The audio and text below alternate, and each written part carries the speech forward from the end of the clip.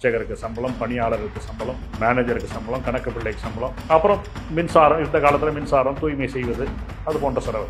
அன்னதானம் கூட ரெகுலர் எக்ஸ்பென்ஸில் வராது, உபரி நிதியில தான் வரும். இருக்கக்கூடிய பணத்தில் 25% கோயிலோட அந்த கட்டுமானங்கள், கோயில் மதில் சுவர், கோபுரம், விமானம், அதெல்லாம் இருக்கு இல்லையா, அதை பாதுகாக்கிறதுக்காக கோயில் வருமானத்தில் 25% வருடா வருடம் எடுத்து வைத்து விட வேண்டும். இதை கடந்த 40 வருடங்களாக அறநிலைத்துறை செய்யவே இல்லை. முதல்வரை முன்னிறுத்தி அவர் வைத்து திறந்து அவர் படத்தை எல்லா இதிலையும் வைத்து திறக்கும் போது ஜனங்களுக்கு என்ன தெரியும்? தன்னுடைய தொகுதியில் ஒரு கல்லூரியை தொடங்கி வைக்கிறார் முதல்வர். வேலை செய்யலாம். ஆனால் கபாலி கோயிலுக்கும் குளத்தூருக்கும் என்ன சம்பந்தம்? அங்கே நிலைமை கிடையாது. கபாலி கோயில் இது அதில் என்ன பிரச்சனைனா, கோடிக்கணக்கில் பண செலவு. இன்னைக்கு தமிழ்நாட்டில் கான்ட்ராக்ட்னாக்க, அரசு கான்ட்ராக்ட்னாக்க யாருக்கு போகும்? கலெக்ஷன், கமிஷன், கரப்ஷன் நமக்கு தெரியவே இல்லை. ஆனால் நம்ம நிறைய கேள்விப்படுறோம். இதை அறநிலைத்துறையை பொறுத்த வரைக்கும் வெளித்தணிக்கையும் கிடையாது. ஆனால் நீங்கள் எப்படி கட்டுறீங்க? கபாலி கோயில் கல்யாண மண்டபம் கிரீன்வேஸ் ரோட்டில் இருக்குது. நீங்கள் 2 நாள் கல்யாணம் பண்ணால் 25 லட்ச ரூபா வரும். இது ஏழைகளுக்கு உதவுகின்ற விஷயமா? நாங்கள் ஊட்டியில் ரிசார்ட் கட்டுறதுக்கு 14 கோடி எடுத்து ஜியோலாம் அரசாணையை வெளியிட்டாங்க. அரசாணை நீங்களான்னு பார்த்தா நம்ம அதிசயப்படுவோம். எவனோ கயவாளி பய பண்ணிட்டான்னு நம்ம நினைக்க முடியாது. எவனோ மொல்ல மாதிரி பண்ணியிருக்கான்னு நினைக்க முடியாது. ஆனால் பண்ணவங்க ஐஏஎஸ் ஆஃபீஸர், மிக்க மதிப்பு உள்ளவர்கள், சட்டம் தெரிந்தவர்கள். இவங்களுக்கு தான் டபுள் என்ட்ரினாலே என்னன்னு தெரியாது. ஒரு டெபாசிட் மெச்சூர் ஆச்சுன்னா இன்கம்ங்கிறான், ஒரு டெபாசிட் போட்டா செலவுங்கிறான், கேபிட்டல் எக்ஸ்பெண்டிச்சர்னா என்ன, ரெவன்யூ எக்ஸ்பெண்டிச்சர்னா என்ன, ஒன்றும் தெரியல. பல கோயில்கள் கணக்கு பிள்ளை கையில் சிக்கிட்டு சீரழிவு. அவங்களுக்கு இந்த கணக்கு பிள்ளைகளுக்கு என்ன தெரியும்னா வவுச்சர் போட தெரியும். 50 பேருக்கு சமைச்சிட்டு 75 பேருக்கு சாப்பாடு போட்டுட்டு 150 பேர் வந்ததா கணக்காட்டும். இதுலலாம் அவங்க எக்ஸ்பர்ட். கேள்வி கேட்டு ஆர்டிஐல கேட்கும்போது இவன் யோகியனா இருந்தா, வெக்கமான சூடு சொரணை உள்ளவங்களா இருந்தா என்ன பண்ணுவாங்க? யோ ஆமாய்யா கட்டுறோம், தான் டாக்குமெண்ட், நீ ஆர்டிஐல கேட்டல, இந்தா பிடிச்சிக்கோ, உன்னால முடிஞ்சா ஏதாவது பண்ணிக்கோ, அப்படி சொன்னா இவன் யோகியன். கான்ஸ்டன்டாக இந்த அறமில்லாத்துறை எது செய்யக்கூடாதுன்னு சொல்லியிருக்காங்களோ அதை செய்து கொண்டே இருக்கிறது. கொஞ்சமாவது நீங்க யோசிச்சீங்கன்னா அது கிடைச்சது. பெரிய ராக்கெட் சயின்ஸ் எல்லாம் கிடையாது. நம்மகிட்ட காசு இருக்கு, இந்த ஹெச்ஆர்என்சியில் இவ்வளோ காசு இருக்கு, இதை வச்சு கான்ட்ராக்ட் கொடுத்து எப்படியாவது இது எல்லாத்தையும் தீர்த்து அதுலேருந்து ஏதாவது கமிஷன் வரணுமா அப்படிங்கிறதுக்கு வேண்டிதான் இது பண்ணப்படுதா அப்படிங்கிற சந்தேகம் எழுதா இல்லையா? இறுதியாக என்ன யோசிக்கணும் அப்படின்னு பார்த்தோம்னா, இந்த கட்டிங் கமிஷன்லாம் நமக்கு சந்தேகம் நிச்சயமாக இழத்தான் செய்யும். வேகமாக செய்கிறாங்க, தேவையில்லாத வேலைகளை செய்கிறாங்க, மூடி மறைச்சு செய்கிறார்கள். மிகப்பெரிய அளவில் சந்தேகங்கள் எழுவதற்கான முகாந்திரங்கள் இருக்கின்றன. திருத்தணிலேருந்து எழுதுறாங்க கமிஷனருக்கு அப்ரூவல் கேட்டு. ஏற்கனவே 2 இன்னோவா கார் ஆணையர் அலுவலகத்தை அனுப்பிச்சிட்டோம், இப்போ புதுசாக ஒன்று வேணும் அப்படின்னு. அது கேவலமாக இருக்கு. இப்படி கோயில் பணம் கோயிலுக்கு என்ற சித்தாந்தம் சிதைக்கப்படுகிறது இந்த ஆட்சி.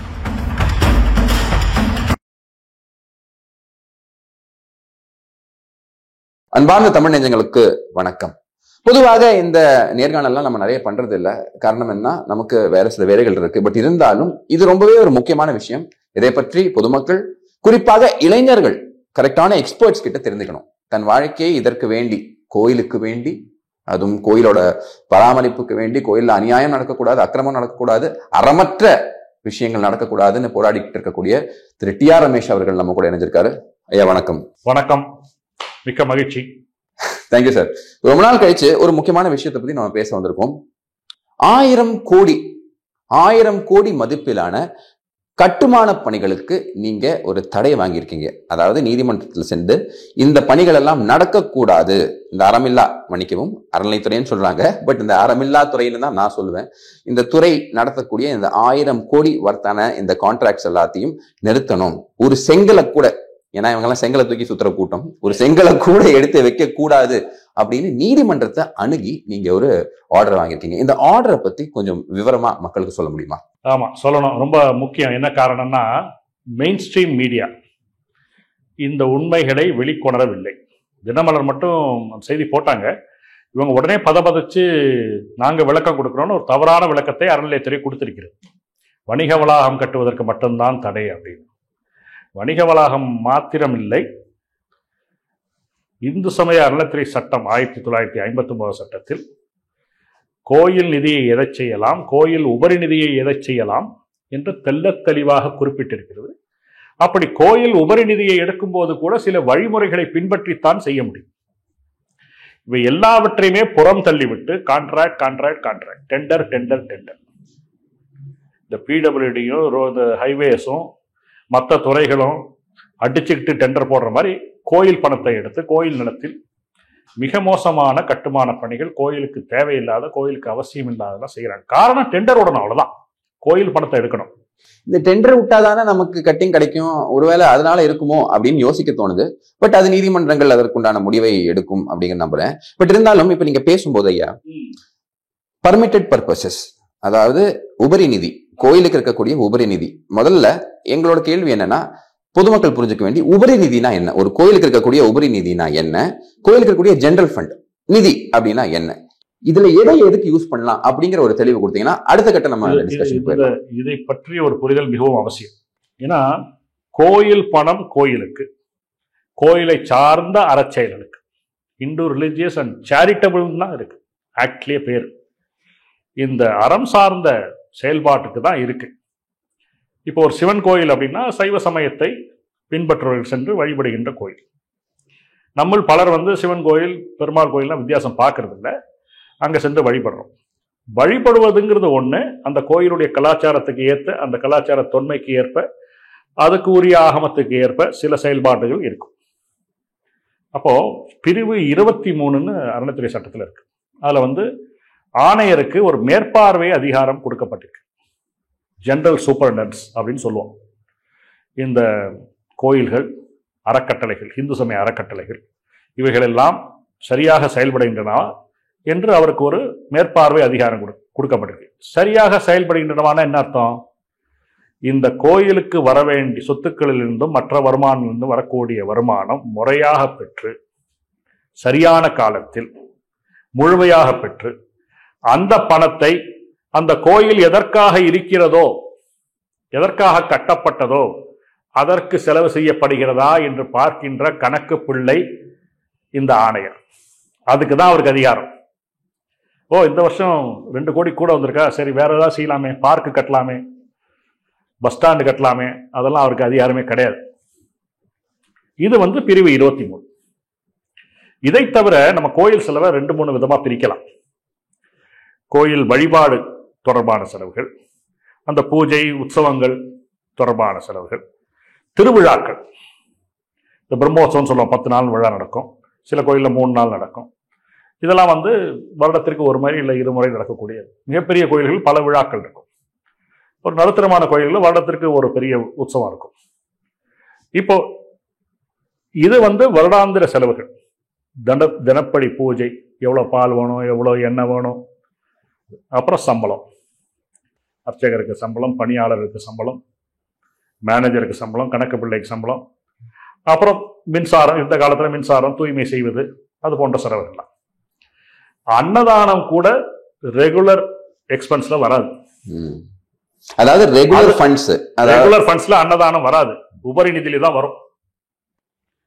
பிரசாதம் கொடுக்கறது வேற, அன்னதானம் போடுறது வேற.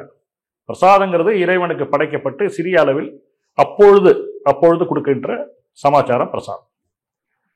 இப்போ உபரி நிதி அப்படின்னு பார்த்தோம்னா இந்த கோயில் செலவுகள் சொன்னேன் இல்லையா, வருடாந்திர செலவுகள், தினப்படி பூஜை, உற்சவங்கள், திருவிழாக்கள், சம்பளம் எல்லாம் போக இருக்கக்கூடிய பணத்தில் 25% கோயிலோட அந்த கட்டுமானங்கள், கோயில் மதில் சுவர், கோபுரம், விமானம், அதெல்லாம் இருக்கு இல்லையா, அதை பாதுகாக்கிறதுக்காக கோயில் வருமானத்திலே 25% வருடா வருடம் எடுத்து வைத்து விட வேண்டும். இதை கடந்த 40 வருடங்களாக அறநிலைத்துறை செய்யவே இல்லை. 25% ஒரு ரிசர்வ் ஃபண்டா வச்சுக்கணும். அதெல்லாம் வச்சுட்டு கும்பாபிஷேகத்துக்குலாம் செலவு பண்ணலாம், தப்பு கிடையாது. ஸோ உபரி நிதி, கோயில் வருமானம் 100ன்னு வச்சுக்கோங்க, இந்த சம்பளம், பூஜை செலவு எல்லாம் சேர்ந்து ஒரு 65 வந்துருச்சுன்னு வச்சுக்கோங்க. இப்போ 35 உபரி நிதி மாதிரி தெரியும். இந்த 35ல் 25% போயிடும், அதில் 4ல் ஒரு பங்கு போயிடும்.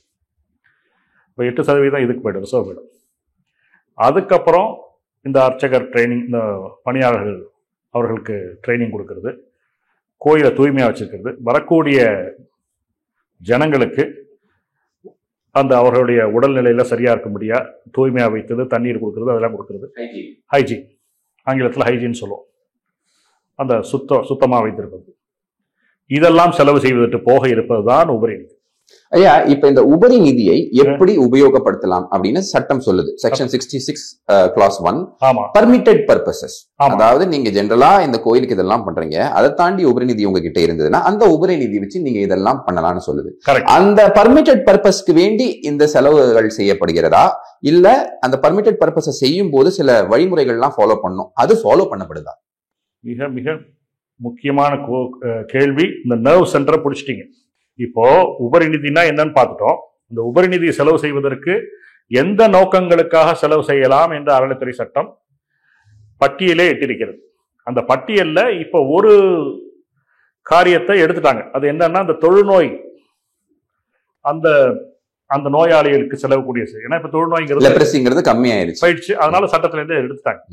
மற்றபடி வேத பாடசாலை, ஆகம பாடசாலை, அப்புறம் இந்து மதத்தை பூரணமாக சொல்லிக் கொடுக்கக்கூடிய கல்வி நிலையங்கள், காலேஜோ யூனிவர்சிட்டியோ பள்ளிக்கூடமோ, அப்புறம் பள்ளிக்கூடம் அல்லது கல்லூரி, அதுல இந்து சமயம் முக்கிய பாடமாக இருக்க வேண்டும். சும்மா அசோகர் வந்தார் மடங்கள் நட்டார் அப்படின்லாம் இருக்கக்கூடாது, முக்கிய பாடமாக இருக்கணும். அப்புறம் உங்களுக்கு ஹாஸ்பிட்டல் கட்டலாம். இந்த மாதிரி நற்செயல்கள் என்ன செய்யலான்னு A to G வரைக்கும் போட்டு கொடுத்துருக்காங்க. இதை செய்யும் போது கூட அறங்காவலர் தான் முடிவெடுக்க முடியும். அதாவது அரசாங்கம் முடிவெடுக்க முடியாது.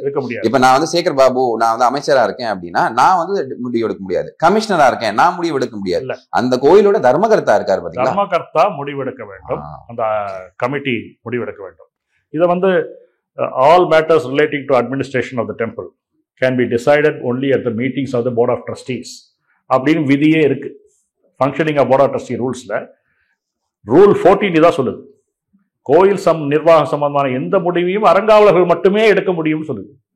இப்போ இந்த மாதிரி உபரி நிதி இருக்கு, இதுல நாங்க ஒரு வேத பாடசாலை ஆரம்பிக்கலாம், ஒரு கோசாலை ஆரம்பிக்கலாம் அப்படின்னு சொல்லி அறங்காவலர் முடிவெடுத்து, ஐயா இந்த வருடம் இவ்வளவு வருமானம், இவ்வளவு உபரி நிதி, நாங்க இந்த 25% ஒதுக்க வேண்டியதெல்லாம் ஒதுக்கி விட்டோம், எல்லா செலவுகளையும் செய்ய வேண்டியதெல்லாம் செய்து விட்டோம், இவ்வளவு உபரி நிதி இருக்கு, இதுல நாங்க எடுக்கிறோம்னு சொன்னோம்னா ஆணையர் உடனே சரி செய்யுங்க செய்யாதீங்கன்னு சொல்ல முடியாது. அவர் இந்த அறங்காவலருடைய முன்மொழிவை ஒரு விளம்பரமாக, ப்ரொபோசலை ஒரு அட்வர்டைஸ்மெண்ட்டாக ஒரு லீடிங் நியூஸ் பேப்பர்ல கொடுக்கணும்.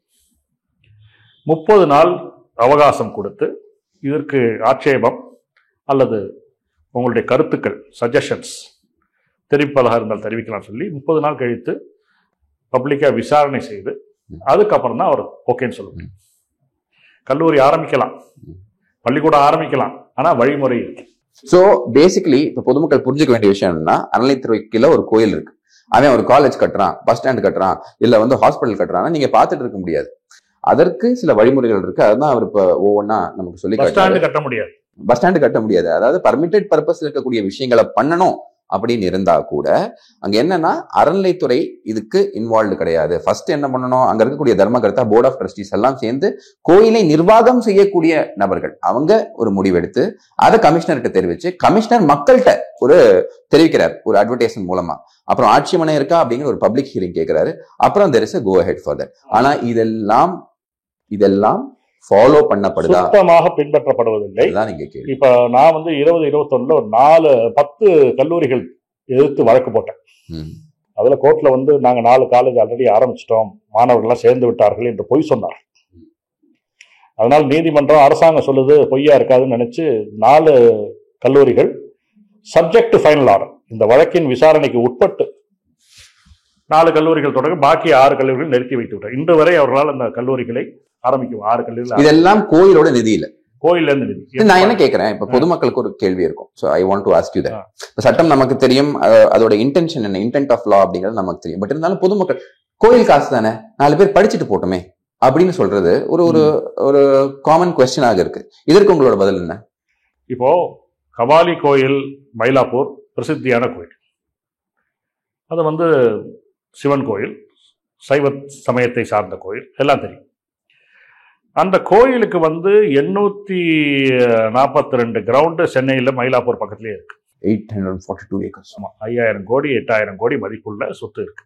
அதுல சரியான வருமானம் வரல. அந்த கோயிலுக்கு பெரும் இன்கம் எப்படி வருது அப்படின்னு பாத்தீங்கன்னா, உண்டியல் பணம், அங்கங்க கடை வாடகை, அப்புறம் அந்த கியூவில் நின்று போகாமல் தர்ம தர்சனம்னு ஒன்று இருக்குது, அதர்ம தர்சனம்னு ஒன்று இருக்குது. அப்படி ஒரு பணம் வருது. அப்புறம் அபிஷேக கட்டணம், அந்த கட்டணம். இப்போ இப்படிலாம் மிஞ்சி மிஞ்சி போனாலே அது 8 கோடி 9 கோடி தான் வரும். அவங்க என்ன பண்ணுறாங்க, அந்த கோயிலுக்கு மிக அருகிலேயே மிகப்பெரிய நிலம் இருக்கிறது.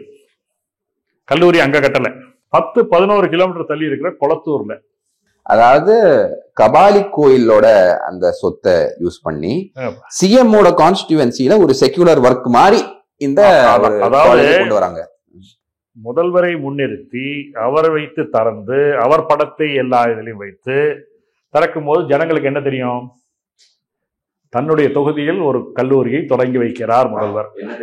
வேற செயல் அப்படிதான் சொல்லுவாங்க. ஆனா கபாலி கோயிலுக்கும் குளத்தூருக்கும் என்ன சம்பந்தம்? அங்க நிலைமையே கிடையாது கபாலி கோயிலுக்கு. அதை தவிர இந்த 4 காலேஜ் ஆரம்பிச்சிட்டோம்னு சொல்லி சொன்னாங்க இல்லையா, குளத்தூர் சென்னை, விளாத்திக்குளம் தூத்துக்குடி மாவட்டம், இதுவாவது 10 கிலோமீட்டர் தள்ளி இருக்கு. முதல்வர் தொகுதி உங்களுக்கும் தெரியும், எனக்கும் தெரியும், மக்களுக்கும் தெரியும். விளாத்திக்குளம் யாரோட தொகுதின்னு பார்த்தீங்கன்னா, இது சட்டசபை தொகுதி, அது பாராளுமன்ற தொகுதி, திருமதி கனிமொழியோட பாராளுமன்ற தொகுதி. அது திருச்செந்தூர் கோயில் பேர்ல. திருச்செந்தூர் கோயிலுக்கு இதுக்கு 10 கிலோமீட்டர், அது 90 கிலோமீட்டர். 90 kilometre difference. 90 கிலோமீட்டர் தள்ளி அங்க ஆரம்பிக்கிறேன் அப்படின்னு ஆரம்பிக்கிறாங்க. அப்புறம் திருச்செங்கோடு அர்த்தநாரீஸ்வரர் கோயில், அதுக்கு அவ்வளவு வருமானம்லாம் கிடையாது, காலேஜ் நடத்துறவெல்லாம் வருமானம் கிடையாது. அதுக்கு வேற ஒரு கோயில் நிலத்துல ஆரம்பிக்கிறேன் அப்படின்னா. அப்புறம் பழனிக்கு வருமானம் இருக்கு. ஆனா என்ன பண்றாங்க, முதல்ல ஒரு தொப்பம்பட்டியிலோ கிராமத்தில் ஆரம்பிக்கிறாங்க, அப்புறம் அதை மாத்துறாங்க, ஒட்டஞ்சத்திரத்துக்கு மாத்துறாங்க. இந்த முடிவெல்லாம் இவங்களே எடுக்கிறாங்க. இந்த 4 கல்லூரி ஆரம்பிப்பதற்கும் அவங்க அப்ளிகேஷனே போடல. இப்போ நீங்க கல்லூரி ஆரம்பிக்கணும்னு வச்சுக்கோங்க, ஒரு ஆர்ட்ஸ் அண்ட் சயின்ஸ் காலேஜ், இந்த வருடம் செப்டம்பர் மாதம் 30ஆம் தேதிக்கு முன்பாக எல்லா விண்ணப்பத்தையும் பூர்த்தி செய்து இதற்காக ஒரு என்டோமெண்ட் தொடங்கி அதுக்கு வேண்டிய நிதியை வைத்து, இந்த நிதியை கல்லூரிக்காக நாங்கள் உபயோகப்படுத்துவோம், கல்லூரி தொடர்ந்து நடக்கும் அப்படின்னு காட்டுற மாதிரிலாம் போட்டு நீங்க கொடுக்கணும். அப்பதான் அடுத்த வருஷம் இந்த கல்லூரிக்கான நடத்துவதற்கான ஒப்புதல் கிடைக்கும். அது மாத்திரம் இல்லை, நீங்க யூனிவர்சிட்டியும் அப்ரூவல் வாங்கணும். ஒன்று உயர்கல்வித்துறையிலேருந்து வாங்கணும், 2வது பல்கலைக்கழகத்திலேருந்து வாங்கணும். இங்கே நடத்துறதா சென்னை பல்கலைக்கழகம், மதுரை நடத்துறதா மதுரை பல்கலை, அப்படி அந்த ரீஜனுக்கு ஏற மாதிரி மாறும். இது எதையுமே செய்யாம கல்லூரியை தொடங்கி விட்டு திறப்பு விழா, ப்ரொஜெக்ஷன், அப்புறம் நீதிமன்றத்தில் என்ன சொல்றாங்க, இந்த 4 கல்லூரி நாங்கள் அனுமதிக்கிறோம் என மாணவர்கள் சேர்ந்து விட்டார்கள் சொல்கிறார்கள்.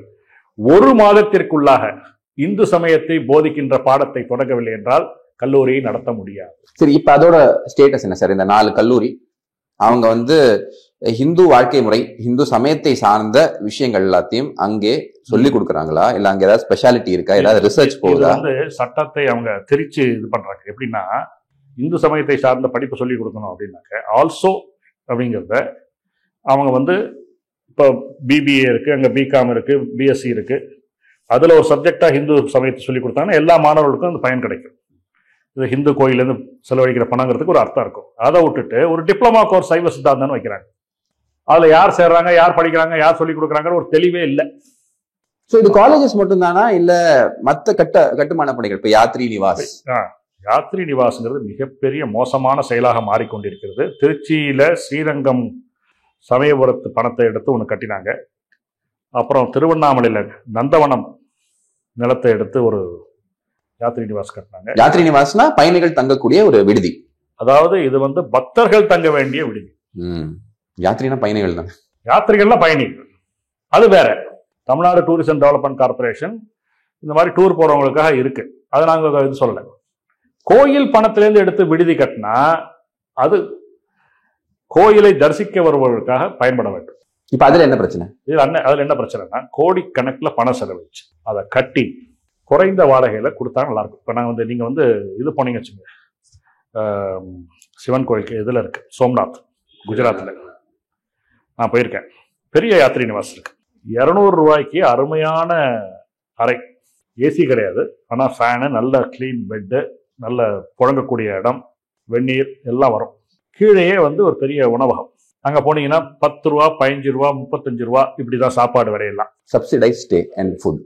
இப்ப 200 ரூபாய்க்கு அருமையான தங்குமிடம் கிடைக்கிறது. பல பேர் வந்து தங்கி செல்கிறார்கள். இவங்க என்ன பண்றாங்க, யாத்ரி நிவாஸ் கட்டிட்டு எங்களால இது நடத்த முடியாது. அப்புறம் ஏன் கட்டின?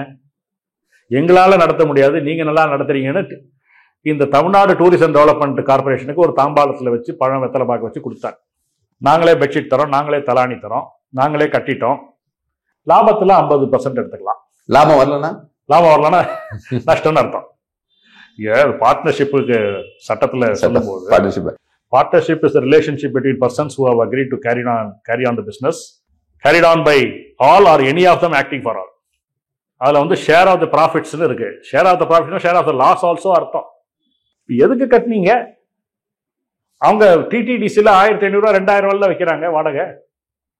இது எப்படி வழிபாட்டாளருக்கு இதாக இருக்கும்? அப்புறம் 2022 மூத்த குடிமக்கள் உறைவிடம்னு ஒன்று, அதாவது voltage home, senior citizens home. இது பர்மிட்டட் பர்பஸ்ல இருக்கா? கிடையாது. உபரி நிதியில இருந்தா யூஸ் பண்ண முடியாது. உபரி நிதியில யூஸ் பண்ண முடியாது. ஆனா இவங்க என்ன பண்றாங்க, இது 3 இடத்துல கட்டி 5 கோடின்னு அனௌன்ஸ் பண்ணாங்க. அப்புறம் திடீர்னு 45 கோடி ஆயிடுச்சு. இப்ப கான்ட்ராக்ட் இன்னைக்கு தமிழ்நாட்டில் கான்ட்ராக்ட்னாக்க, அரசு கான்ட்ராக்ட்னாக்க அதுல எவ்வளவு யாருக்கு போகும் கலெக்ஷன், கமிஷன், கரப்ஷன் நமக்கு தெரியவே இல்லை. ஆனா நம்ம நிறைய கேள்விப்படுறோம். இத அறநிலைத்துறையை பொறுத்த வரைக்கும் வெளித்தணிக்கையும் கிடையாது. சார்ட்டர்ட் அக்கவுண்டன்ட் ரொம்ப முக்கியமான விஷயம் நேயர்களே, இது புரிஞ்சுக்க வேண்டிய விஷயம். ஐயா சொல்றது எந்த விதமான வெளித்தணிக்கையும் கிடையாது. கோயில்ல 100 ரூபாய் வந்துச்சுன்னா இதுல வந்து ஆடிட் ஃபீஸ் ஒண்ணு வச்சிருக்காங்க. 4% என்ன வாங்குறாங்க, அப்படி என்ன ஆடிட் பண்றாங்கன்னு நமக்கு தெரியல. ஒருவேளை விஷயங்களை மறைக்கிறதுக்கு வேண்டி 4% வாங்குறாங்களா? 4%ங்கிறது நீங்க அம்பானி கம்பெனியாவோ ஒரு பேங்காவோ ஒரு வருமானத்தை 4% வந்ததுன்னா அவ்வளவுதான். ஒரே ஒரு வருஷம் ஆடிட் பண்ணா போறோம், 3 தலைமுறைக்கு கவலை செட்டில் ஆயிடலாம். ரொம்ப மோசமான 4% இது. இதுல ஒரு சார்ட்டர்ட் அக்கவுண்ட் கிடையாது. இது டபுள் என்ட்ரி புக் கீப்பிங் சொல்லுவோம், அது கிடையாது. இந்த தணிக்கை ஆட்சேபங்கள் 1.8 மில்லியன், அதாவது 18 லட்சம் தணிக்கை ஆட்சேபங்கள் 1986 பெண்டிங்கா இருக்கு. வெளித்தணிக்கை இல்லாத போதே 18 லட்சம் ஆட்சேபனைகள்னா வெளித்தணிக்கை எல்லாம் வச்சிருந்தா, வெளித்தணிக்கை வச்சா பல பேர் சிறைக்கு செல்ல வேண்டியிருக்கும். அதனாலதான் அவங்க வெளித்தணிக்கை வைக்கல. இந்த அழகுல அட்மினிஸ்ட்ரேஷன் ஃபீஸ் வேற 12% வாங்கிக்கிறாங்க. அது என்ன அட்மினிஸ்ட்ரேஷன் ஃபீஸ்? எதுக்கு 12% கவர்மெண்ட் வாங்குது? இதுக்கு ஒரு தடை போட முடியாதா? தடை இருக்கு, அதை வந்து மீறிதான் செய்யறாங்க. எப்படின்னா 1951 அறநிலைத்துறை சட்டம் வந்தபோது இந்த 3% வச்சாங்க அட்மினிஸ்ட்ரேஷன் ஃபீ. 3% வச்சு கவர்மெண்ட் நேரடியாக எடுத்துச்சு. அப்போ உடனே நீதிமன்றம் சொல்லிச்சு, இது நேரடியாக எடுத்தீங்கன்னா இது வந்து டாக்ஸ், இது வந்து ஃபீஸ் கிடையாது, நீங்க மதத்தின் பெயரால் விதிக்கின்ற வரி, ஜிஸியா. ஆமா, ஜிஸியா மாதிரி. அதனால செல்லாதுன்ட்டாங்க. உச்சநீதிமன்றத்துக்கு போனாங்க, உச்சநீதிமன்றம் அதே சொல்லிடுச்சு. அதுக்கப்புறம் என்ன பண்றாங்க, நேரா மூக்க தோறதுக்குள்ள தலையை சுத்தி மூக்க தோறதா இவங்க என்ன பண்றாங்க, Hindu religious and charitable endowments administration fund அப்படின்னு ஒரு ஃபண்டை கிரியேட் பண்ணி சம்பளத்தை, அந்த இஓ சம்பளம், டெப்டி கமிஷனர் சம்பளம், கமிஷனர் சம்பளம் எல்லாத்தையும் அரசாங்கம் முதல்ல கொடுத்துரும். கொடுத்ததுக்கு அப்புறம் இவங்க அந்த 12% வசூலிக்கிறாங்க இல்லையா, அதுலேருந்து எடுத்து இவங்க ரீஎம்பர்ஸ்மெண்ட் பண்ணுவாங்க. இப்போ அந்த ஃபண்டுன்னு ஒன்று கிரியேட் பண்ணியிருக்காங்கல்ல, அதில் என்ன பண்ணலாம் அப்படின்னா இந்த ரீஎம்பர்ஸ்மெண்ட் தான் பண்ணலாம், வேற ஒன்றும் பண்ண முடியாது. ஆனால் இவங்க என்ன பண்ணுறாங்க, இப்போ சொத்தெல்லாம் வாங்க ஆரம்பிச்சிட்டாங்க. ஜாயின்ட் கமிஷனர் ஆஃபீஸு, அப்புறம் பழனியில் சொத்து வாங்க போகிறாங்க. முழுக்க முழுக்க சட்டவிரோதம். அதை பற்றி இன்னொரு நாள் பேசுவோம். என்ன விஷயம் அப்படின்னா, மூத்த குடிமக்கள் உறைவிடத்துக்கு நான் வழக்கு போட்ட போது தடை உத்தரவு உடனடியாக கிடைத்து. காரணம், இட்ஸ் நாட் பர்மிட்டட் பர்பஸ். அது மட்டும் இல்ல, மூத்த குடிமக்கள் அந்த கான்செப்டே நம்ம கலாச்சாரத்தில் அப்படி ஒன்று இல்லவே இல்லை. நம்ம பெற்றோர்களை பாதுகாக்க வேண்டும், அவர்கள் நம் போற்றி அவர்களுக்கு தேவையானவற்றை கடைசி காலம் வரைக்கும் செய்யணும். இந்த ஃபாரின் கான்செப்ட் தான் அது சிட்டிசன் ஹோம். அதான் இப்போ சரி, இன்னைக்கு பல பேர் வெளிநாட்டில் இருக்காங்க, சிட்டிசன் ஹோம் கட்டி அங்கே தங்க வைக்கிறாங்க. ஆனால் என்ன பண்ணுறாங்க, பணத்தை இவங்க செலவழிக்கிறாங்க. மகளோ செலவழிச்சு அப்பா அம்மா நல்லபடியாக இருக்கணும், அவங்கள பார்த்துக்கிறதுக்கு ஆள் போடுறது எல்லாம் செய்கிறாங்க. இன்றைய சூழ்நிலையில் இதை தவிர்க்க முடியாத செயல். ஆனால் கோயில் பணத்தில் எடுத்து மூத்த குடிமக்கள் உறைவிடணும் நீங்கள் யாரை கொண்டு போய் வைக்க போறீங்க? இதாவது பரவாயில்ல சார், இது கோடிக்கணக்கில் லட்சக்கணக்கில் இருக்காங்களே மூத்த குடிமக்கள். இப்போ நான் 23 இதுக்கு வந்து தீர்ப்பு வாங்கிட்டேன். அந்த தீர்ப்பு வாங்கும் போது இந்த நீதிபதி எப்படி நீங்க பண்ண முடியும் அப்படின்னு கேட்டபோது, நாங்கள் இனிமேல் அறங்காவலர்கள் ஒப்புதலோடு என்னென்ன சட்டம் அனுமதிக்கிறதோ அதற்கு மட்டும் செலவு செய்கிறோம் சொல்லி இந்த மூத்த குடிமக்களுக்கான அரசாணையை திரும்ப பெற்றுக் கொண்டார்கள். அப்ப கவர்மெண்ட் ஆர்டரே திருப்பி வாங்கிட்டாங்க. வாங்கிட்டு மறுபடியும் இப்ப ஆரம்பிக்கிறாங்க. அப்போ நீதிமன்றத்துல போய் சொல்றீங்களா? இல்ல அந்த கான்ட்ராக்டுக்காரர்கிட்ட ஏதாவது வாங்கிட்டு அப்புறம் அவருக்கு மறுபடியும் கொடுக்கணுமா? அந்த கம்பல்ஷன்ல இருக்கீங்களா? ஸோ இந்த சட்டத்துல ஒரு டாக்டரின் இருக்கு, உங்களுக்கு தெரியும். அதாவது கலரபிள் லெஜிஸ்லேஷன் சொல்லுவாங்க, டாக்டரின் ஆஃப் பித் அண்ட் சப்ஸ்டன்ஸ் சொல்லுவாங்க. What cannot be done directly cannot be done indirectly. இப்ப நீதிமன்றம் இந்த சட்டத்தின் பொருள் இதுதான் சொல்லிடுச்சுன்னா, அது சரிங்கய்யா நீங்க இப்படி சொல்லியிருக்கீங்க, நான் இப்படி பண்ண மாட்டேன், ஆனா இதே பிளான் இதே எக்ஸிகியூஷன் பேரை மட்டும் மாத்தி வச்சுக்கிறேன் அப்படின்னு பண்றது கண்டெம்ப்சுவஸ் தானங்க. அதுக்கு ஒரு அருமையான உதாரணம் சொல்லட்டுமா? நீதிமன்றம் வந்து வணிக வளாகம் கட்டக்கூடாதுன்னு சொல்லிடுச்சு. ஆமா, இவங்க ஒரு ஏற்கனவே பேசி வச்சுட்டாங்க, பிளான் பண்ணி வச்சுட்டாங்க. எங்க வில்லிவாக்கத்து கோயில்ல வணிக வளாகம் சொன்னாதான பிரச்சனை. அந்த டிராயிங்கு பிளானு எல்லாம் வந்துருச்சு, எஸ்டிமேட்டு எல்லாம் வந்துருச்சு. இதுக்கு வேற பேர் வைப்போம், பல்நோக்கு மண்டபம், மல்டி பர்பஸ் மண்டபம். ஆமா, ஓகே. ஆனா பிளான் அதேதான், பிளான் அதேதான், நோக்கம் அதேதான். அந்த கார் பார்க்கிங் இவ்வளவு வச்சிருக்கு. பல்நோக்கு மண்டபமா? எப்படி இருந்தாலும் இது அனுமதிக்கப்பட்ட ஒரு செயல் கிடையாது. ஆமா, இப்ப அதுக்கும் நீதிமன்றம் இது வச்சு. இப்ப என்ன நடந்தது அப்படின்னு சொன்னா, 19ஆம் தேதி ஜூன் மாசம் என்னுடைய வழக்கு, வணிக வளாகங்கள் கட்டுகிறார்கள், திருமண மண்டபங்கள் கட்டுகிறார்கள், இந்த யாத்ரி நிவாசன் கட்டுறாங்க, இன்னும் பல பல மூத்த குடிமக்கள் உறைவிடம் கட்டுறாங்க. இப்படி சட்டத்தில் அனுமதிக்கப்படாத பல கட்டுமானங்கள் கிட்டத்தட்ட 1000 கோடிக்கு வருது. இதனால கோயில் பணம் கோயிலை விட்டு சென்றுவிடும், கோயிலின் நோக்கங்கள் அல்லாத விஷயங்களுக்காக சென்றுவிடும். இதுல குறிப்பா இன்னொரு விஷயமும் நான் கேட்க நினைச்சேன். இந்த ஓல்ட் ஏஜ் ஹோம், வெட்டிங் ஹால்ஸும் not permitted purpose. Not permitted. Okay. இப்போ ரிசார்ட் கட்டுறாங்கன்னு, கல்யாணம் வந்து மண்டபம் எப்படி கட்டுறாங்க அப்படின்னா, இப்போ நீங்கள் ஒரு மண்டபம் பெரிய ஹாலாக வச்சு ஒரு இடமா ஏர்மார்க் பண்ணி, இந்த ஏழைகள்லாம் வந்து அங்கங்கே ஒரு இப்போ வடபழனி கோயிலெல்லாம் முன்னாடி நடக்கும். கோயில் ஒரு பக்கத்தில் ஒரு கல்யாணம் நடக்கும், இந்த பக்கம் ஒரு கல்யாணம் நடக்கும், பார்த்துருப்பீங்க. ஆனால் கோயிலுக்குள்ள கல்யாணம் நடத்தக்கூடாது. ஏன்னா அது பூஜைகளுக்கெல்லாம் இடையூறாக இருக்க சமாச்சாரம், ஆகமத்தில் அனுமதிக்கப்படாது. கோயிலில் நடக்கக்கூடிய எந்த விசேஷமும் இறைவன் சம்மந்தப்பட்டதாக இருக்கணும், தனியார் சம்மந்தப்பட்டதாக இருக்கக்கூடாது. ஆனால் அந்த பழக்கம் ரொம்ப நாளாக வந்துச்சு. இப்போ வந்து கோயிலுக்குலாம் இடையூறாக இருக்குன்னு சொல்லிட்டு கல்யாண மண்டபம் கட்டுறோம்லாம் சொல்கிறாங்க. ஆனால் நீங்கள் எப்படி கட்டுறீங்க? கபாலி கோயில் கல்யாண மண்டபம் கிரீன்வேஸ் ரோட்ல இருக்கு. நீங்கள் 2 நாள் கல்யாணம்னா 25 லட்சம் ரூபா வரும். இது ஏழைகளுக்கு உதவுகின்ற விஷயமா? திருவான்மியூர் கோயிலில் கல்யாண மண்டபம் கட்ட ஆரம்பிச்சு, ஆட்சி மாறின பிறகு மறுபடியும் அதை எஸ்டிமேட்டை மாற்றி பெருசாக கட்டி, அதுக்கு கோயிலேருந்து வேற கோயிலேருந்து கடன் வாங்கி, வேற கோயிலேருந்து கடன் வாங்க முடியாது. கடன் வாங்குறதுக்கும் விதிகள் இருக்கு. ரொம்ப அவசியமா கோயில் நடத்துவதற்கு பணம் இல்லைங்கும் போது தான் நீங்க வாங்க முடியும். கல்யாண மண்டபம் கட்டுறேன், ஸ்விம்மிங் பூல் கட்டுறேன், யானைக்கு ஸ்விம்மிங் பூல் கட்டுறேன், இதெல்லாம் பண்ண முடியாது. இதுக்கெல்லாம் கடன் வாங்க முடியாது. சரி, ரிசார்ட் கட்டுறாங்களாமே, ரிசார்ட் கட்ட ஆரம்பிச்சு தடை செய்யப்பட்டு அவர்கள் அந்த அரசாணை திரும்பப்பட்டது. 14 கோடி ரூபாய் ஊட்டியில ரிசார்ட். நீதிமன்றத்துக்கு வழக்கு வந்துருச்சு. இது கோயில் பணத்துல மாசாணியம்மன், பொள்ளாச்சி மாசாணியம்மன் கோயில் பணத்தை எடுத்து நாங்க ஊட்டியில ரிசார்ட் கட்டுறதுக்கு 14 கோடி எடுத்து ஜியோலாம் அரசாணையை வெளியிட்டாங்க. இந்த அரசாணையை நீங்களான்னு பார்த்தா நம்ம அதிசயப்படுவோம். எவனோ கயவாளி பய பண்ணிட்டான்னு நம்ம நினைக்க முடியாது, எவனோ மொல்ல மாதிரி பண்ணிருக்கான்னு நினைக்க முடியாது. ஏன்னா பண்ணவங்க ஐஏஎஸ் ஆபீசர், மிக்க மதிப்புள்ளவர்கள், சட்டம் தெரிந்தவர்கள், கோயிலை காப்பாற்றுவதற்காக அவதாரம் எடுத்தவர்கள். நீங்க அப்படி நினைப்பீங்களா? மக்களை நம்பிக்கணும், இதெல்லாம் நீங்க நம்பணும், அதுக்கு வேண்டிதான் அவங்க இருக்காங்க. ஆமா, இது 14 கோடிக்கு வந்த கோயில். நீதிபதி 2 நீதிபதிகளும் அதிர்ந்து போய்விட்டார்கள். இந்த ரிசார்ட்டா? இல்ல தப்பா பிரிண்ட் ஆயிடுச்சு, யாத்ரி நிவாஸ், அதுவும் கட்ட முடியாது. அப்புறம் அது அரசாணை திரும்ப பெற்றுக் கொள்ளும். இப்போ 14 crores ரிசார்ட்னு போட்டாங்க. இப்போ இந்த புதிய சட்டத்தில் பிஎன்எஸ்ன்னு இருக்கு வந்திருக்கு இல்லையா, கிரிமினல், அதுல என்ன செக்ஷன் சரியா ஞாபகம் இல்லை. பழைய ஐபிசியில் அது 409ல it's a crime. whoever having dominion over the property does something which is like a criminal breach of trust. நம்பிக்கை மோசடி. கோயிலை பாதுகாப்பான்னு சொல்லி இந்த அதிகாரிகள்லாம் வச்சிருக்காங்க. இவங்க 14 கோடி எடுத்து ரிசார்ட் கட்டுறோம்னா முழுக்க நம்பிக்கை மோசடி. இதற்கு குறைந்தபட்ச தண்டனை 10 ஆண்டு சிறை தண்டனை. அதே சட்டம் இன்னைக்கு இருக்கு, வேற செக்ஷன்ல இருக்கு, ஐபிசியில் இல்ல. இந்திய தண்டனை சட்டம், இந்தியன் பீனல் கோட், அதுல இல்ல. இந்த ஜியோ போட்ட அதிகாரி சிறைக்கு செல்ல வேண்டியவர். அதே போல இப்ப கோயிலோட நிதிகள் பல விஷயங்களை கொண்டு போய் இன்வெஸ்ட் பண்றாங்க.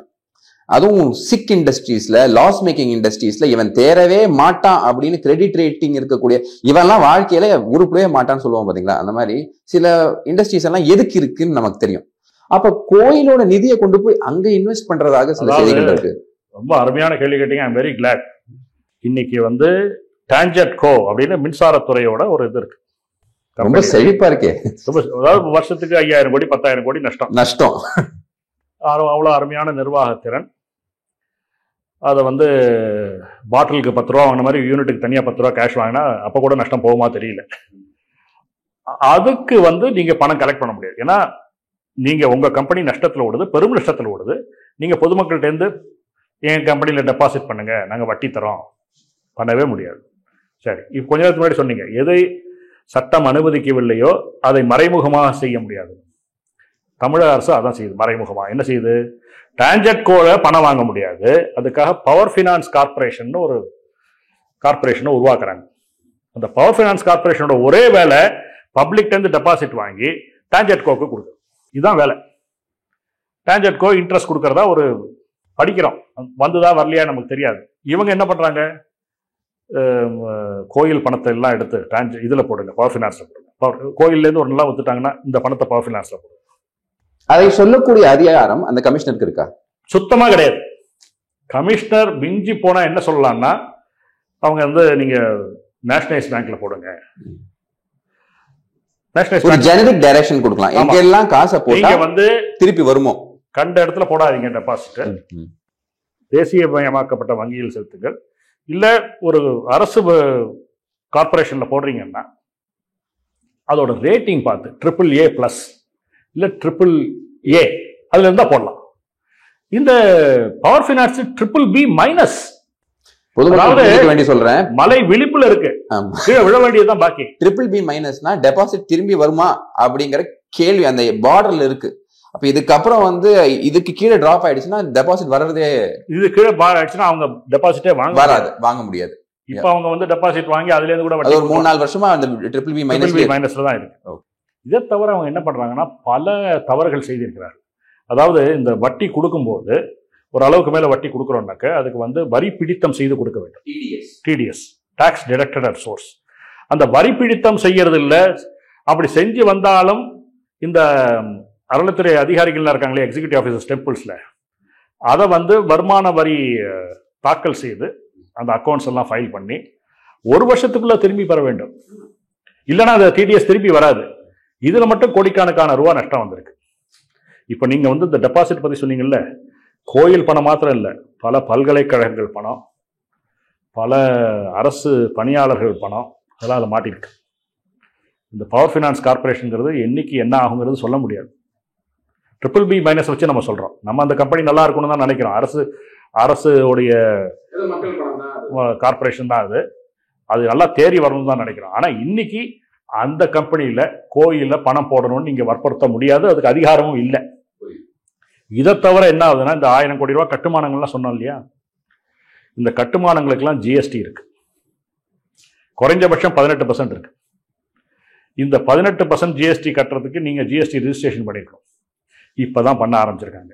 அப்ப இத்தனை நாள் இந்த கட்டுமான பணிகள்லாம் பண்ணும்போது GST நம்பர், GSTN சொல்லக்கூடிய அந்த எண்ணு கூட எல்லாம் கூட இல்லாம தனியா பண்ணாங்களா, எப்படி பண்ணாங்க? அப்ப அப்படி இருந்தா நீங்க அந்த GST வரி இன்புட் டாக்ஸ் கிரெடிட் எப்படி எடுப்பீங்க?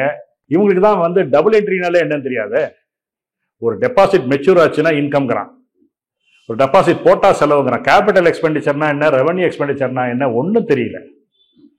பல கோயில்கள் கணக்கு பிள்ளை கையில சிக்கிக்கிட்டு சீரழியுது. அவனுங்களுக்கு இந்த கணக்கு பிள்ளைகளுக்கு என்ன தெரியும்னா வவுச்சர் போட தெரியும். 50 பேருக்கு சமைச்சிட்டு 75 பேருக்கு சாப்பாடு போட்டுட்டு 150 பேர் வந்ததா கணக்காட்டும். இதுலலாம் அவங்க எக்ஸ்பர்ட்.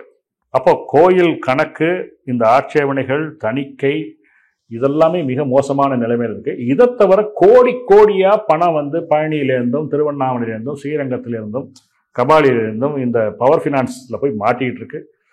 இந்த கோயில்கள் எல்லாம் கோடிக்கணக்கான ரூபாய்கள் வரி பிடித்தம் செய்ததை திரும்ப பெறவில்லை. அதே மாதிரி இந்த GSTல தவறுகள்லாம் நடக்கின்றன. இப்போ GSTலேருந்து நோட்டீஸ்லாம் கொடுத்துருக்காங்கலாம் கூட கேள்விப்பட்டேன், ஆனால் தெரியாது. இவங்க அதனால தான் திடீர்னு நிறையா GST நம்பர் எடுங்கன்னு ஆணையர்கிட்டேருந்து செய்தி பறந்துக்கிட்டே இருக்கு. இதுல முக்கியமான விஷயம் என்னன்னா, இந்த பெனல்ட்டி கட்டுறாங்கன்னு வச்சுக்கோங்க, வருமான வரியில் தவறு செய்ததுக்காகவோ அல்லது GSTல தவறு செய்ததுக்காகவோ பெனல்ட்டி போடுவாங்க. சில சமயம் 100% பெனல்ட்டி இதெல்லாம் வரும். இந்த பெனல்ட்டியும் கோயில் பணத்தில் எடுத்து கட்டிடுவாங்க. அது கூடாது என்று நான் ஆணையருக்கு நோட்டீஸ் அனுப்பிச்சிருக்கேன். இது வந்து தெய்வம் செய்த குற்றம் இல்லை. இது ஒரு பாட்டு ஒன்று வரும், உன்னை சொல்லி குற்றம் இல்லை என்னை சொல்லி குற்றம் இல்லை, காலம் செய்த கோலமடி. இது வந்து ஈஓ செய்த கோலமடி. அப்ப ஈஓ தான் அதை ரீஎம்பர்ஸ் ஈஓ தான் கொடுக்கணும். Delegation of duty. இதுதான் இவங்களோட வேலை. கோயிலோட அக்கௌண்ட்ஸை பார்க்கறது, வருமானத்தை முறையாக பெற வேண்டியது, அந்த அக்கௌண்ட் வரியெல்லாம் சரியாக கட்ட வேண்டியது. இதை விட்டுட்டு இதில் அர்ச்சனை பண்ணுறேன், அதில் இது பண்ணுறேன், புதுசு புதுசாக ப்ராஜெக்ட் போடுறேன், ரிசார்ட் கட்டுறேன். They are resorting to all sorts of illegalities. இப்போ நீதிமன்றம் 19ஆம் தேதி அந்த ஏற்கனவே உங்க வணிக வளாகம் கட்டக்கூடாதுங்கிறத, வணிக வளாகம் மாத்திரம் அல்லாமல் அனுமதிக்கப்படாத எந்த சிலையும் செய்யக்கூடாது என்பதை விரிவான தீர்ப்பு கொடுத்தார். இந்த தீர்ப்பு இவங்களுக்கு ரொம்ப கஷ்டமா போச்சு. அதை எடுத்து சுப்ரீம் கோர்ட்டுக்கு போனாங்க. சுப்ரீம் கோர்ட்ல நீதிபதிகள் இந்த தீர்ப்பை குறுக்கிடுறதுக்கு எந்த முகாந்திரமும் இல்லைன்னு டிஸ்மிஸ் பண்ணிட்டாங்க. ஓகே, அப்ப பெட்டிஷனர் அந்த எடுத்துட்டு போகும்போது டிஸ்மிஸ் பண்ணிட்டாங்களா இல்ல கமிஷனர் போனாரு? ஓ, அறநிலைத்துறை சென்றது. இந்த சென்னை உயர்நீதிமன்றம் எங்களை வணிக வளாகம் கட்டக்கூடாதுன்னு சொல்றாங்க. இவங்களுக்கு கொஞ்சம் கூட வெக்கமே கிடையாது. இதெல்லாம் எப்படி தூக்கிட்டு சுப்ரீம் கோர்ட் போறாங்க எனக்கு ஒன்றும் புரியல. எத்தனை தடவை கொட்டு வாங்கினாலும் ஃபீல் பண்ண இருக்காங்க. இப்போ நான் இவ்வளவு கான்ட்ராக்ட் டெண்டர்லாம் விடுறாங்க இல்லையா, இது சம்பந்தமா கேள்வி கேட்டு அனுப்புறேன். கேள்வி கேட்டு ஆர்டிஐல கேட்கும்போது இவன் யோக்கியனா இருந்தா, வெக்கமான சூடு சொரணை உள்ளவங்களா இருந்தா என்ன பண்ணுவாங்க? யோ ஆமாய்யா கட்டுறோம், தான் டாக்குமெண்ட், நீ ஆர்டிஐல கேட்டல, இந்தா பிடிச்சிக்கோ, உன்னால முடிஞ்சா ஏதாவது பண்ணிக்கோ, அப்படி சொன்னா இவன் யோக்கியன். நீங்கள் மிக அதிக அளவில் தகவல் கேட்கிறீர்கள். சரி, மிக அதிக அளவில் கொடுங்க, அதுல ஒரு பாதியாவது கொடு. நாகே சொல்வார்ல, என்னென்ன குற்றங்கள் இருக்கோ குறைத்து கொண்டு கொடுங்கன்னு. அது மாதிரி 200-300 ஆர்டி அப்ளிகேஷனுக்கு பதிலே கொடுக்கல. இது violation of the intent of the act இல்ல? கண்டிப்பா. அது மாத்திரம் இல்ல, contempt of supreme court order. இப்போ தாமாக முன் வந்து கொடுக்கணும். இப்ப நீங்க அறநிலைத்துறை விஷயமா, வாலண்டரி டிஸ்க்ளோசர்ஸ், அறநிலைத்துறை விஷயமா நீங்க போய் என்ன ஜியோ வந்திருக்கு, ஜியோலாம் போடணும்ல கவர்மெண்ட், அவங்க வெப்சைட்டும் இருக்குல்ல, ஜியோஸ் அவங்களே பப்ளிஷ் பண்றாங்க. இந்த அறநிலைத்துறை சம்பந்தமா எந்த ஜியோ நீங்க 4-5 வருஷத்தை பார்க்கவே முடியாது, இல்லவே இல்லை. யாருக்கும் தெரியாம காதும் வச்ச மாதிரி எப்படி இந்த ஃபண்டை டிப்ளீட் பண்ணோம் அப்படிங்கிற மாதிரி 19வது தீர்ப்பு இடைக்கால உத்தரவு வந்தோடனே, ஸ்டேட்டஸ்கோ ஒரு செங்கல்ல கூட எடுத்து வைக்க முடியாதுன்னு உத்தரவு வந்தோடனே அந்த நியூஸை வந்து கொடுத்தா அதுக்கு விளக்கம் கொடுத்து, இப்ப வந்து அவங்க அதிகாரிகள்கிட்ட சொல்லணும்ல, திருவண்ணாமலையில் ஷாப்பிங் காம்ப்ளெக்ஸ் கட்டுறியா, திருநெல்வேலியில கட்டுறியா, இங்க பண்றியா, இங்க யாத்திரை நிவாஸ் கட்டுறியா, நிறுத்துங்கப்பா, நீதிமன்றம் நிறுத்த சொல்லியிருக்கு, சொல்லணுமா இல்லையா? திருடனுக்கு தேல் கொட்டின மாதிரி பேசாம இருக்காங்க. நீதிமன்ற அவமதிப்பு செய்து கொண்டே இருக்கிறார்கள். நேயர்களே, இது ரொம்பவே முக்கியமான விஷயம். நீதிமன்றங்கள் சொன்னதுக்கு பிறகும் ஒரு கான்டெம்ப்சுவஸ் ஆக்டாக கான்ஸ்டன்டாக இந்த அறமில்லாத்துறை எது செய்யக்கூடாதுன்னு சொல்லியிருக்காங்களோ அதை செய்து கொண்டே இருக்கிறது. ஏன் இதை செய்ய இவ்வளவு ஆர்வம் காட்டுகிறார்கள் அப்படிங்கிறது உங்களுக்கு கொஞ்சமாவது நீங்க யோசிச்சீங்கன்னா அது கிடைச்சிடும். பெரிய ராக்கெட் சயின்ஸ் எல்லாம் கிடையாது. நம்மகிட்ட காசு இருக்கு, இந்த ஹெச்ஆர்என்சில இவ்வளவு காசு இருக்கு, இதை வச்சு கான்ட்ராக்ட் விட்டு எப்படியாவது எல்லாத்தையும் தீர்த்து அதுல இருந்து ஏதாவது கமிஷன் வரணுமா அப்படிங்கிறதுக்கு வேண்டிதான் இது பண்ணப்படுதா அப்படிங்கிற சந்தேகம் எழுதா இல்லையா? இல்லைன்னா நீங்க என்ன பண்ணணும்? நியாயமா பண்றீங்கன்னா நீதிமன்றம் சொல்லியிருக்கக்கூடிய விஷயத்த கேட்டு கவனம் இருக்கணும். நம்ம இறுதியா என்ன யோசிக்கணும் அப்படின்னு பார்த்தோம்னா, இந்த கட்டிங் கமிஷன்லாம் நமக்கு சந்தேகம் நிச்சயமா எழத்தான் செய்யும். வேகமாக செய்கிறாங்க, தேவையில்லாத வேலைகளை செய்கிறாங்க, மூடி மறைச்சு செய்கிறார்கள். மிகப்பெரிய அளவில் சந்தேகங்கள் எழுவதற்கான முகாந்திரங்கள் இருக்கின்றன.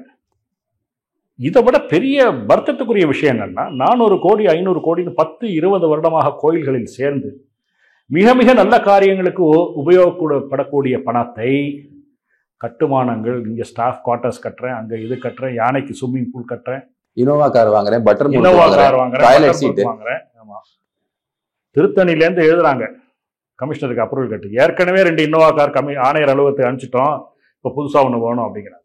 படுகேவலமா இருக்கு.